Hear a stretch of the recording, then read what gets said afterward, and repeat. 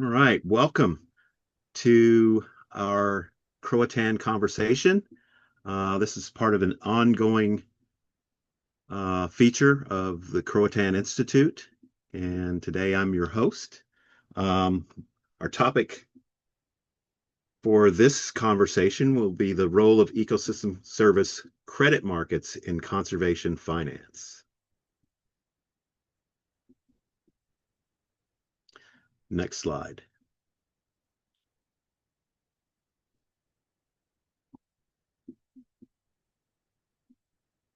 All right, so hopefully all of you can see our panelists. I'm John Fenderson, Senior Fellow at the Institute, and we have Peter Howell from the Conservation Finance Network, Charles Sims from the University of Tennessee-Knoxville, and Naomi Engelman, who is a Forest Stewards Guild member, representing the work that we're doing as part of our project. Next slide, please. All right, so a little housekeeping before we proceed. This session's being recorded. You may use the Q&A function to submit questions. We'll be sharing response notes. And closed captioning and transcript are available in your Zoom menu. Click on more or three dots. And then AI, which is all the rage these days. AI note takers will not be admitted, so that's a fair warning. But these are the times that we live in. Nonetheless, our disclaimer: this presentation is for informational and educational purposes only. It does not constitute investment, legal, tax, accounting, or other professional advice, nor does it constitute an endorsement of an offer to sell, the solicitation of an offer to purchase, or a recommendation to invest in any particular security or investment product. All investments involve risks, including loss of principal. An investor should consult with an investment professional before making any investment decisions. Any prior investment results provided herein are for illustrative purposes only, and they're not indicative of future investment results.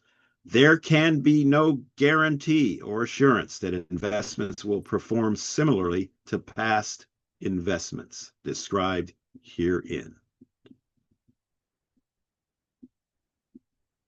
All right, so we will kick this off with the agenda. We'll have introductions again, and then we'll have a panel discussion, which will be about 40 minutes or so, and then a Q&A session. Panel discussion and the introductions and all in between will last approximately an hour, and then we'll have 15 minutes afterwards for those who have to go. The additional 15 minutes for a more in-depth discussion is optional. But this, again, will be recorded, so hopefully we can provide some of the topics and the ideas and insights that were discussed today for future consumption. Next slide. All right. Croatan Institute. For those of you who are unfamiliar with Croatan, we are an independent nonprofit research and action, and the emphasis on research and action institute, whose mission is to build social equity, ecological resilience by leveraging finance to create pathways to a just economy. You can learn more at croataninstitute.org, and you can Google that, will come up. What we do, we unlock capital. We provide technical assistance, and we do field building. So two of the pictures that you see here involve working with actual producers practitioners on the ground, and then we also interact with capital providers in the investment space. Our core programs are soil wealth and lab for impact finance. And those two, like a Venn diagram, have overlaps in what we try to do. And that's purposeful so that we can address some of the pressing issues of the day around things that affect communities and economies, as well as ecological ramifications. So none of those are mutually exclusive, and so our approach is to address them from a holistic standpoint. Next slide. All right, well, Croatan Conversations brings leaders working on the front lines of transformative finance, social equity, and ecological resilience into deep dialogue about collaborative opportunities to invest in solutions to some of the world's toughest social and environmental challenges. And as you heard on the previous slide, that's how we that's our theory of change and how we have arranged our approach to address some of these issues. The next slide, please. All right, so Croatan has received IRA funding in the prior administration to address a problem that the Forest Service has identified, which is access to ecosystem service markets from a small landowner standpoint. The Forest Service defines a small holder or small landowner as one possessing 2,500 acres, 2,500 acres or less. And some of you may be thinking, well, 2,500 acres sounds like a lot. Well, it is, but it's all relative. In the Southeast in particular, upwards of 80% of the non-industrial private forest landowners are smaller and meet that smaller threshold. And so we're addressing it through that prism.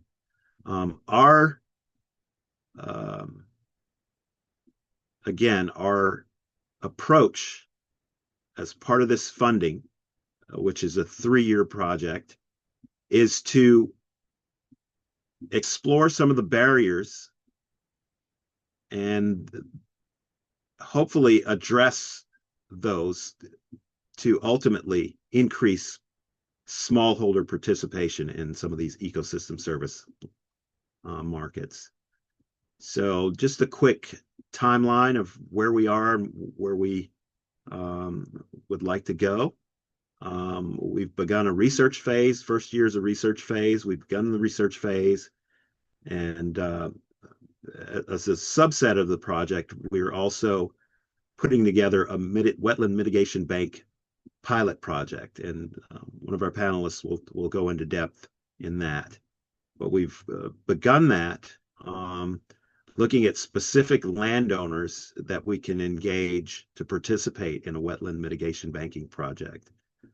January of 2026, we expect to be well into the research phase and roll out the project to key local stakeholders in project areas that we've identified. So those would be in our project area, and we'll talk about that in the next slide. But our project area includes watersheds in North Carolina and Tennessee. So in that rollout, we'll host convenings in those local areas and gather feedback from the project research findings and design methods to enhance entry and participation in those ecosystem service markets. And then in October 26th, the capstone would be to enter the final phase of the wetland mitigation pilot project, where we've identified specific landowners. We're working with them to get wetland mitigation pilot projects up and running. Next slide, please. All right, project area. This is the Tennessee side of things. You can see the watersheds that are identified, and what you can obviously see is that watersheds don't pay attention to state boundaries. Tennessee is, I guess, one of the only states to have eight neighbors, and so that's shown there. Next slide, please. The other part of the project area is the state of North Carolina, and you notice that South Carolina, North Georgia, Northeast Georgia, and Virginia, all in the watershed approach, are outside the state boundaries. So what I would say to this, North Carolina and Tennessee are areas that Croatan is focused on, not only through this project, but across our work, place-based work, and we hope to expand on that. What we're trying to do is firmly demonstrate place-based work, excuse me, and then replicate this and expand the work across the Southeast. All right, next slide. All right, so we will open our conversation with some brief introductions. I guess, Peter, we'll start with you, going from left to right.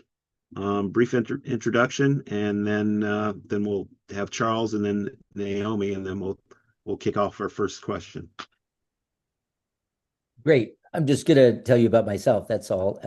Peter Howell. I'm the executive vice president at. I'm the executive director at the Conservation Finance Network, which focuses on accelerating the use of innovative and effective funding and financing strategies for conservation of land and natural resources. Previously worked at the Open Space Institute and in philanthropy, including as the inaugural program director of the environment at the Doris Duke Foundation. Thanks very much, John. All right, Charles. Hello, everyone. I'm Charles Sims. I'm the director of the Center for Energy, Transportation, and Environmental Policy here at the Baker School for Public Policy at the University of Tennessee. I'm an economist, so most of my research and training is around the creation of markets for environmental protection generally, and then specifically focusing on carbon markets and a bit for biodiversity as well. Excellent. Naomi. Hi, everybody. My name's Naomi Engelman, and I am an independent contractor. I have been working on and off with the Forest Stewards Guild for over 20 years on various projects, and I'm currently engaged in a project looking at private and tribal landowners participating in the carbon market with a potential emphasis on biochar. I'm also doing a separate project on conservation finance, so this discussion is a perfect segue of the two big research initiatives that I'm currently working on for the Forest Stewards Guild. All right, excellent. All right, so we'll kick this off by addressing the first panel question. What are ecosystem service markets? Peter, and let's just go across the board. We'll have Peter open up with wetland mitigation banking as a ecosystem service market.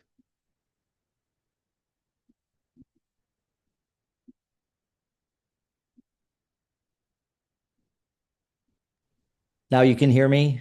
Sorry. Yes. Excuse me. It might be worth just starting with a little context. And Charlie, you might weigh in here just because when we talk about sort of environmental markets, we first begin, it seems to me, with environmental services. And services are all kinds of things, food and water and fuel and fiber, climate regulation, disease regulation, nutrient cycling, a whole set of things that nature provides to us, including aesthetic values. But markets only develop when a couple things exist. When somebody is willing to sell something, somebody's willing to buy something. So there has to be a buyer, there's got to be a seller. It's got to be a good that has some degree of universality. It's not a total niche to become a market. And it's got to be something where the buyer promises to provide something, the seller promises to provide something and actually delivers the good. It can't just be a promise. It's got to be delivery of a good. And so markets develop in nature around things like fiber because or food. These are products we need, they're useful, or fuel. The products that don't develop into markets are things like aesthetic, like a loving wilderness. It's a good that is hard to monetize. It's a good that is not traded. You enjoy it for itself, so it can't be traded, it can't be monetized. So that's when we have environmental markets. And there are different kinds of markets, I should say. Clearly there are markets where government is the buyer of the service. We have examples of conservation programs or tax credits or subsidies where government is paying a landowner to produce a service. And then we have formal markets where buyers and sellers are operating, and those are either because there's regulation. So the carbon markets, which Charlie and Naomi may talk about, we have different kinds of markets. There's one market that's a regulatory driven market, or a government sets a cap, and then trading happens to reduce something under that cap. And then we have voluntary markets where people do it out of virtue or self-interest or reputation, but it's not regulated. And then we have just self-organized private deals. And the great example of Perrier, the bottling, the water company in France, without regulation, without any kind of trading mechanism, just began paying farmers to protect their land upstream of their water source. And that was a purely privately organized deal.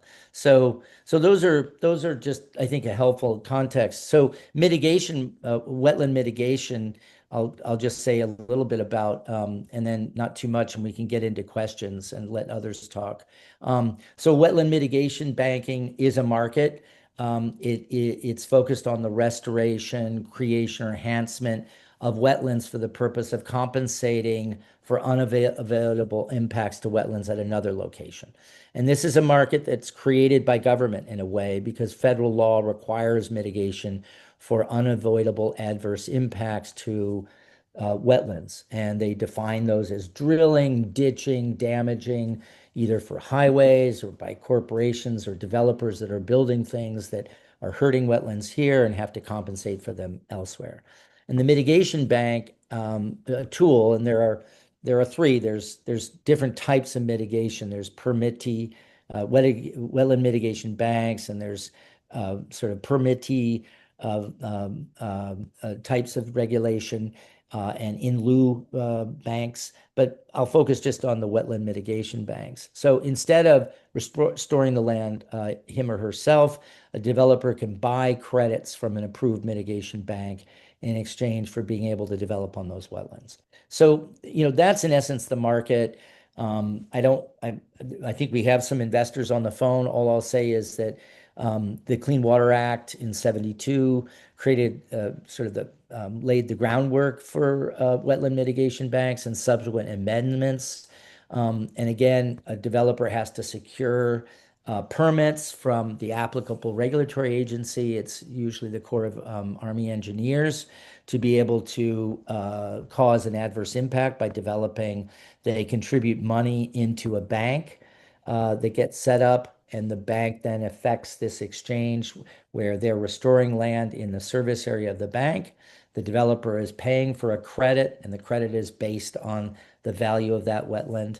The developer has to the bank has to be located generally in the same watershed as where the developer is causing that adverse impact to achieve the idea of a no net loss in a certain geography. So it has to be a comparable wetland, and it has to be in a relatively adjacent geography. There are 41 wetland banks in North Carolina, 131 in Tennessee. These banks are run by a mix of private and nonprofit entities, investors, companies, but groups like the Nature Conservancy and the Tennessee Wildlife Federation also own and operate a couple of banks in Tennessee.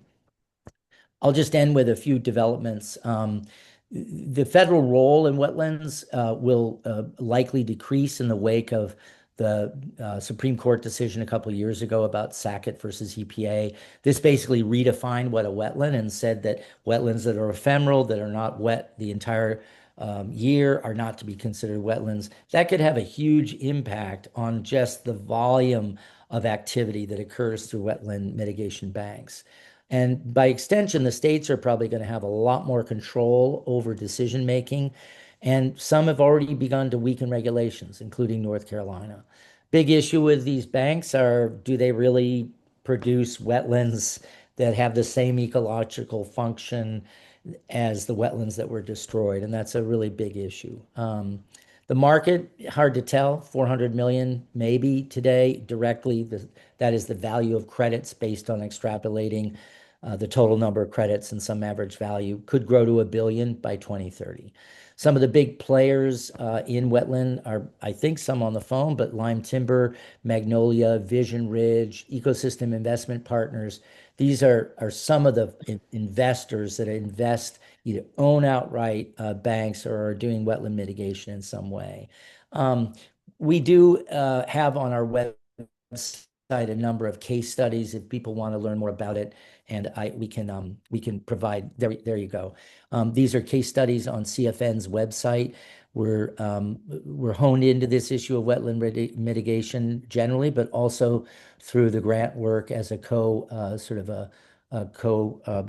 or a sub-grantee of the Croatan effort in Tennessee and North Carolina.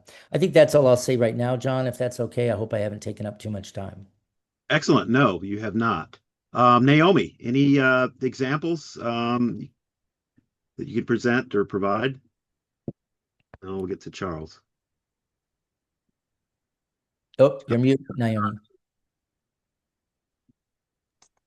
Sorry about that.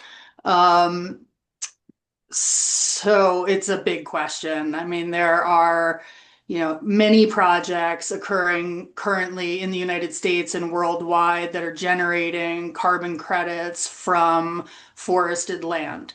Most of those projects are about forest management and restoration, and there are very few projects that are directly tied to biochar, which is my current research. So it's a really big question, and we've spoken earlier about how this is still kind of the Wild West of a market. So it's still not quite settled. There are a lot of moving pieces. And if we just pull out biochar as an example, there are a few protocols or methodologies associated with earning credits from producing biochar, but one of those has been retired. One of them is under revision. Currently, I believe there's really only two active protocols for producing biochar, applying it to the land, and generating a carbon credit as a result of it. So biochar is really hasn't matured at all in terms of a market for carbon credits. But the other opportunities have for forest restoration, afforestation, those are very active. There's hundreds of millions of dollars being generated right now. Companies like Microsoft, Intel, all of the large multinational corporations are seeking to offset their impacts by purchasing these credits. However, you can buy these credits directly from individual websites, from companies that are producing them. You can buy the credits from registries. Um, there's still going to be a lot of shaking out that's going to happen in the marketplace, although a lot has already occurred. But it's still not a mature market, in my opinion. And again, I do want to just preface by saying, I do represent the Forest Guild, but a lot of my comments today are going to be my personal opinions. So just a disclaimer to not hold the Forest Guild accountable for anything that I say today. All right. Excellent. And full disclosure, I am also a member of the Forest Stewards Guild, and the picture that Peter Howell showed with the blood mitigation happens to be it's on the Hatchie River, which is where my farm is located. So just a little full disclosure there. Charles. Yeah, thanks.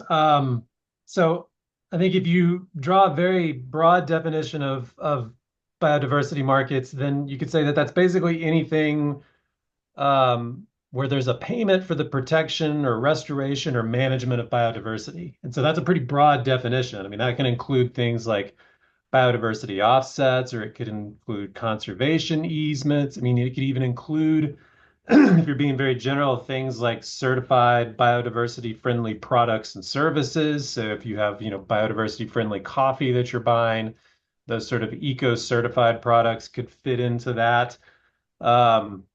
Payments that may be applied for biodiversity management, even hunting permits and ecotourism would sort of fall under a really broad definition of what you might consider biodiversity markets. But in terms of practice of actual like trading of biodiversity assets over space, I would say that this is probably the area where it's a little more nascent. And part of that problem, which I'll circle back in later as we move through, is just that it's so hard to pin down definitions of biodiversity. And so there are, in the most part, as Peter was saying, there's a market requires demand and supply. And in the biodiversity arena, that demand is really mostly driven by regulatory compliance. And so in a lot of cases, it's driven by, for instance, the Endangered Species Act in the United States. So companies that are needing to have offsets to meet the ESA requirements would be a major source of demand. It's expanding, and so there are cases where there are government or corporations that are looking to do that as well. But a lot of it is regulatory compliance that's driving the demand. And those regulations are usually intended to do a variety of things and have a variety of different definitions of what biodiversity means. That said, there have been some examples where these have been implemented in the past to varying degrees of success. Colombia was one of the first places that started this off, and then more recently, we've had an announcement for biodiversity offset markets in Australia.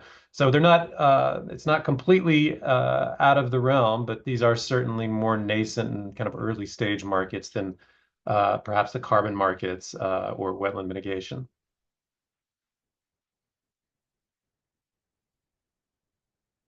So, John, I believe you're muted again. Great. Thanks. Excellent. Yeah, so I will just as an editorial piece. But these ecosystem service markets are behavior change. They are, or they represent a behavior change mechanism. So in terms of policy, environmental policy, in the purest sense, you can hit somebody over the head with a club or a stick, or you can use a carrot as an incentive. And ecosystem service markets or credit markets represent the carrot. So through enlightened self-interest, it would behoove the participants who are generating negative externalities or creating environmental bads to change their behavior, and they can do so by purchasing credits or coming into compliance, or a combination of both, accumulating credits and then selling them to the people who are producing the most bad things. So that's the fundamental concept of the markets and changing behavior as it relates to creating more positive externalities versus negative externalities. All right, so the next question, I guess we'll ease into are, what are some of the market entry barriers and what are some of the challenges in implementing markets? And I'll just ask any one of our panelists to jump in. I don't mind jumping in on that, and just to preface what I'm going to say, I think it's important to recognize the current political environment that we're in and to recognize how important political will is for these types of environmental changes. So, in the United States, we're in a difficult situation with a lot of programs being shuttered that were specifically driven to support these efforts. So there's a lot of uncertainty right now in the marketplace, which is having a trickle-down impact, not only, at the corporate level, where it does appear that, corporate missions, aren't going to fluctuate with political tides, hopefully. So entities that have committed to making environmental improvements, hopefully are staying true to that. But the trickle-down impacts to the private landowners and the small landowners are very real. There's, a lack of technical assistance currently available to help people navigate a very complicated situation, even if they really wanted to get involved. There's been a shift. So I just think it's important to recognize externalities that impact markets. And Peter, why don't you go ahead? It looked like you had something to say. No, it's a great point. I'm riffing on what you just said, Naomi. And with wetland markets, there's an interesting phenomenon. On one hand, there is a regulatory rollback that is happening, beginning with the Sackett decision and the Trump administration's aversion to regulation. And regulation the stick is so essential to the carrot when it comes to wetland mitigation. That's why the wetland mitigation market is so large, is that regulation has created a requirement, the fallback of which is mitigation. As the regulation weakens, the market could weaken as well. On the other hand, the Trump administration, in its infinitely paradoxical ways at times, has also released an executive order that would streamline the process for creating a mitigation bank.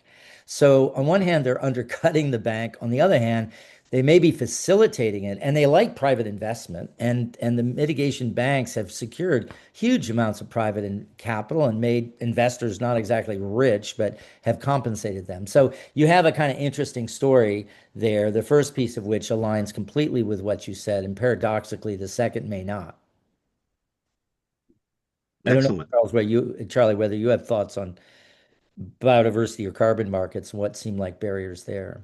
Yeah, no, I think that is, whenever you see a market where the majority of the demand is driven by regulatory compliance, then that market is going to be at the whims of the government, right? So it's certainly there. I think that when we talk about the sustainability or the staying power of these markets, will rely on getting around that to some extent. And so that you diversify this market so that it's not as reliant on regulatory compliance. I think the ways that we do that are when we start thinking about ecosystem services as being something that feeds into the production of some other marketable asset. And so if we recognize that, water quality is feeding into things, or soil quality is feeding into the production of other things, and that those values are actually capitalized in something that's traded somewhere, we just usually they don't show up in a market. I think that's how these start to have staying power. And so I think one good example of this There was an initiative in the last White House, and it's carried over to this White House um, to increase the degree to which nature shows up in our national accounts. And so our national accounts, if for anybody who's familiar with these things, right, these are the things, the degree to which we kind of measure a nation's wealth.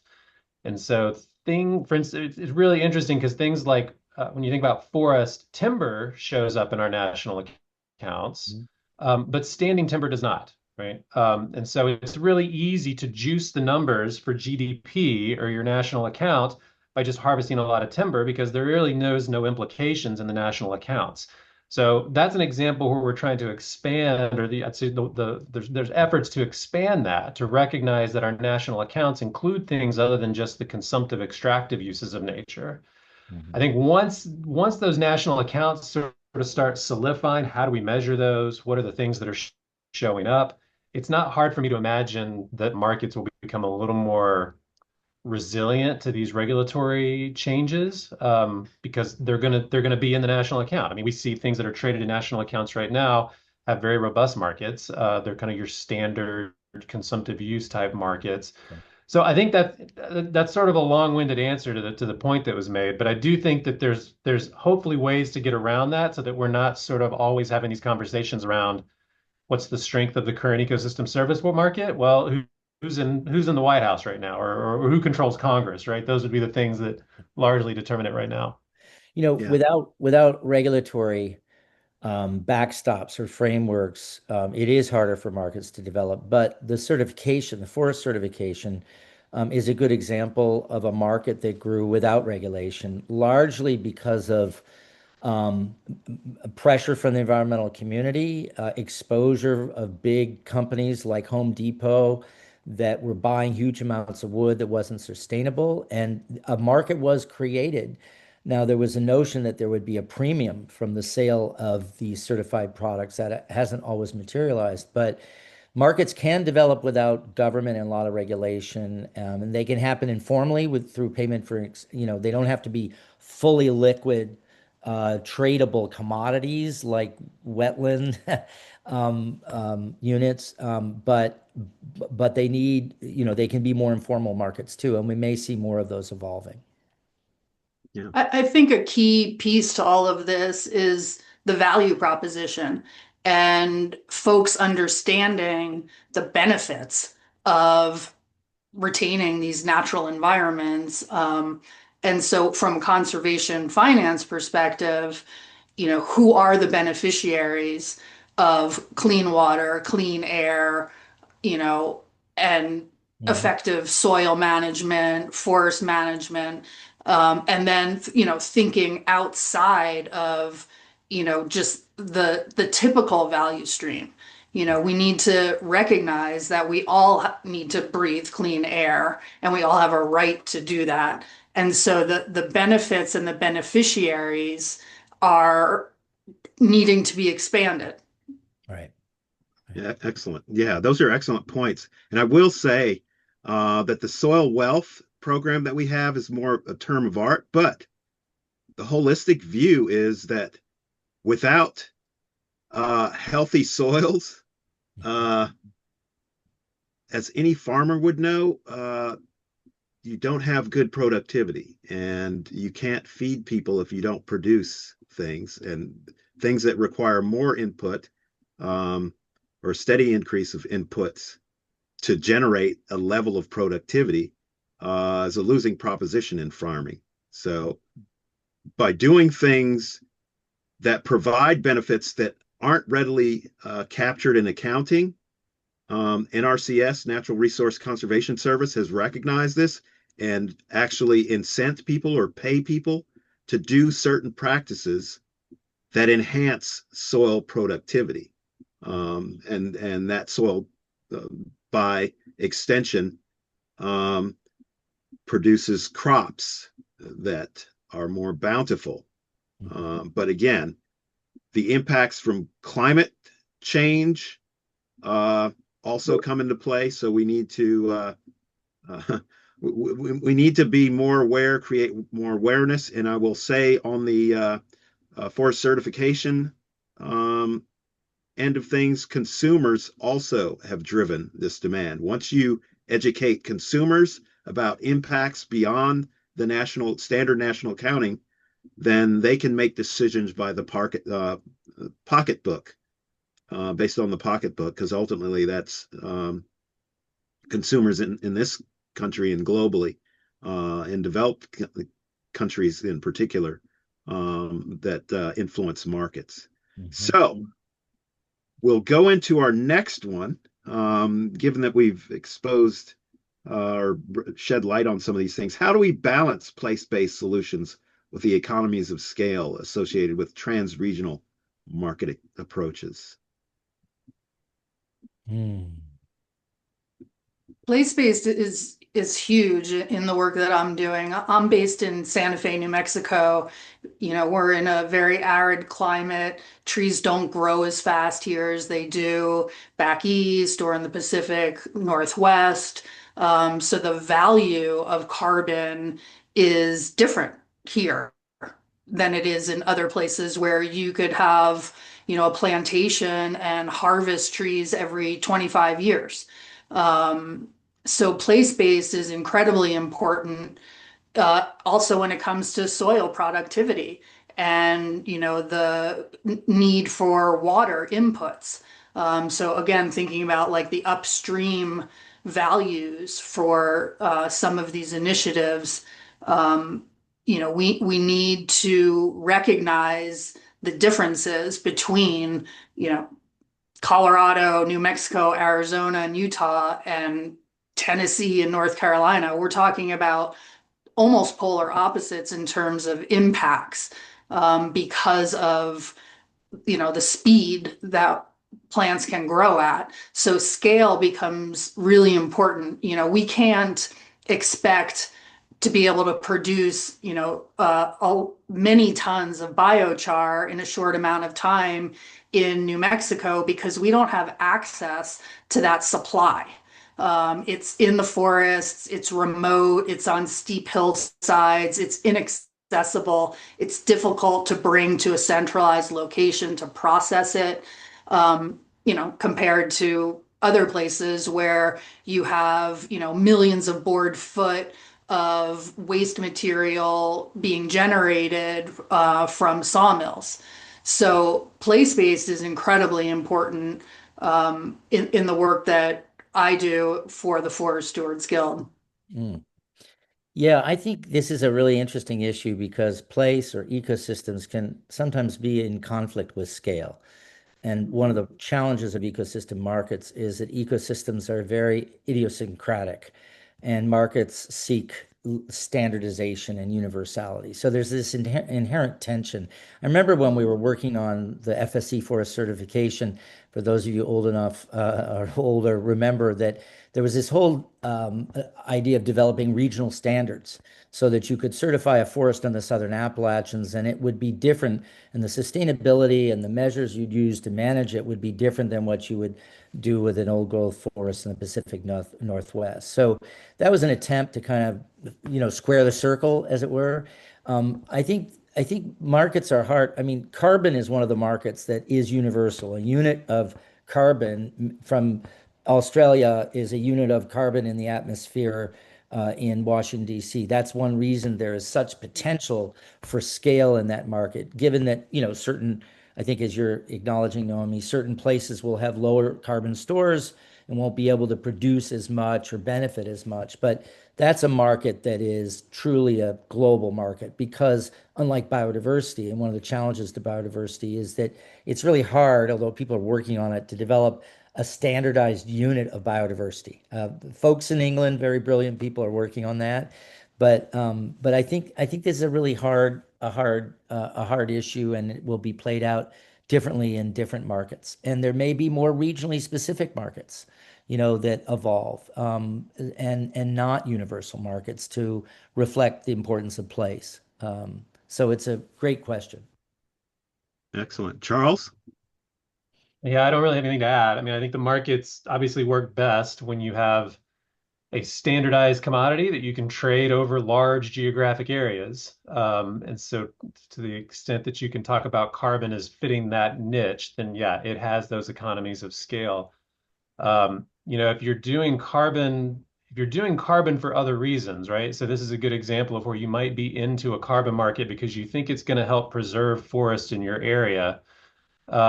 Then a carbon market's not going to fit that niche, right? It's not going to help necessarily guarantee that you preserve forests in a specific geographic region. Its goal was to sequester more carbon. And the market is naturally going to pick places where that is places that are best suited for doing that. And so it doesn't mean that everyone in every place is going to be involved in that market. And that's the manifestation of that economies of scale story, right? Is that there will be cases where the economies of scale exclude certain geographic regions, exclude certain places, and there'll be other places where it's very, very present, and lots of people are involved. So I think to me, this trade-off really comes down into just being very clear about what it is we're trying to achieve with these markets. What is it are we trying to do? I think markets tend to work less well when they try to achieve multiple objectives. And so if you're really saying you're into carbon, but you're secretly into something else, then the carbon market may not exactly generate the outcome you're hoping for. With great point. Carbon markets sometimes have some pretty perverse impacts. I mean, not perverse, but there are some interesting equity issues that are raised. Who benefits from carbon? Who enjoys those revenues? And do they ever get shared with community actors or with the communities that actually where these forests are located? Or as an example, we've seen in northern New Hampshire and West Virginia when sustainably managed forests that employ loggers in the woods and create derivative local economic benefits get bought by carbon developers who then reap all the revenue from doing nothing, letting the trees grow, and those carbon revenues are enjoyed by investors, and communities don't necessarily benefit. And that's been a big issue in a couple of communities that raise some interesting equity issues about the carbon markets. Yeah, Well, that's a good point. I was Go ahead. just going to add, John, that all of this is playing out right now with a number of registries and project developers where they currently are serving small landowners, but only in specific states. So, there's two entities right now, one nonprofit, we'll probably talk about the Family Forest Carbon Program, and then there's a for-profit counterpart, totally separate, but doing the same thing. They're called Land Yield, and they also are focused on small landholders, but they only exist in certain states. So the market is already addressing this on its own, and I'm talking to these guys and saying, hey, when are you going to expand? Are you going to make this offering available to all states? And they don't necessarily have plans to do that. Certainly not in the arid West. They talk about expanding to other states that, grow a lot of trees and have a much faster cycle. So we're seeing this exact thing play out right now in the marketplace. That really goes to Charles' point that markets can be inherently exclusionary since they seek to, get the cream of the crop. And in wetland mitigation markets, we're going to have challenges with small landowners because they don't, they may not be the location of where you want to do wetland mitigation, or they may not be at the scale that is efficient. So there are some of those same challenges even in the wetland mitigation market. Yeah, those are all great points. One of the things that's from a personal standpoint, as a non-industrial private forest landowner, is the flow of funds from, let's say, the carbon market. Are landowners being properly rewarded? And I think Naomi mentioned, some of the project developers coming in and taking advantage of that, but there's a relatively scarce amount compared to the size of money that's being generated through sale of credits, scarce, or a trickle of what flows to the actual landowners upon whose backs that these are built. I know a landowner friend of mine that likes to joke that he pays taxes on his property and owns a substantial amount of acreage for the benefit of everybody else, especially the county. He says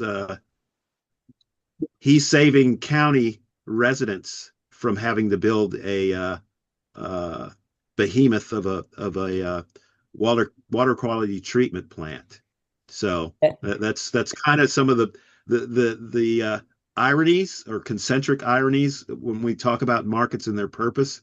The Knox and SOX, prevention of acid rain, tremendously successful in the 80s and 90s as far as reducing that. And hopefully we're on the same path with carbon. Peter, you had another No, comment? just that's what economists call positive externalities or free riding. That community is free riding off of the terrific things that one landowner is doing. So exactly. Yeah. But he's adamant about getting paid for that as opposed to paying taxes. And that's good luck kind on that one. yeah, exactly. Yeah. So from my research, what I can add is that the landowners are getting a fraction of the per ton value paid to the project developer. And that fraction varies depending on who the project developer is. But the project developers are doing all of that upfront work to get the credit itself. So there is an enormous amount of work that needs to be done up front. And so they are taking on that burden. They're not expecting the landowner to contribute anything towards perhaps putting together a land management plan, the satellite imagery that is now part of the kind of technological innovation that has come into this field. So there's, the testing, the boots on the ground, inventory, the landowner is not expected to hold any of those costs. So those are all paid for by the project developer. They feel because of that cost that they should get, unfortunately, the lion's share of the amount of money that is earned from those credits. But a lot of those entities are willing to pay up front. So, as soon as the credit is in process, then they can start paying the landowner. But there's a lot of issues. These are long-term contracts, minimally 20 years. Some landowners, have generational issues where the younger generation might be more interested in working towards these outcomes, where the older current landowners might not be interested. So there's a lot of nuances to it, and there are a lot of expenses involved. And yes, it is true, the landowner is not reaping all of those benefits. Yeah, and just to put a finer point and to wrap this up, I've been told by project developers flat out, we take most of the risks, shoulder most of the burden for the project development, so we should get the lion's share of the money, period. So, okay, that's fine. But I was going to circle back, but at least they're making enough money to pay their taxes. exactly. That's what it seems like the project developers That's how they're want pricing. them to feel like they're getting enough to at least cover their taxes. Absolutely. Absolutely.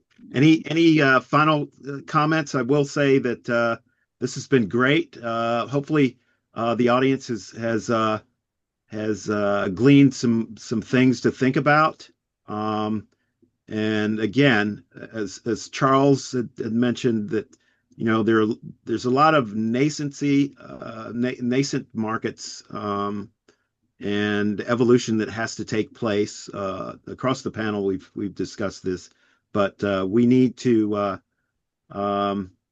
have transparency and some regulatory framework so that we're not out of kilter. And then this, in effect, will contribute to the true cost accounting that Charles mentioned, as far as placing a proper price, and I'll say price and not value, price on the things that we take for granted that are ecosystem services. So I'll end it there. We've got some additional slides. Ways to support and stay engaged. If you learned something new, make a donation. CroatanInstitute.org, donate. Collaborate on future topics and conversations. We're open to that. So just send your queries to us over here. And any interest, if you're interested in sponsoring the next conversation, we'd be happy to have that. And then complete the feedback form. And that is on the slide.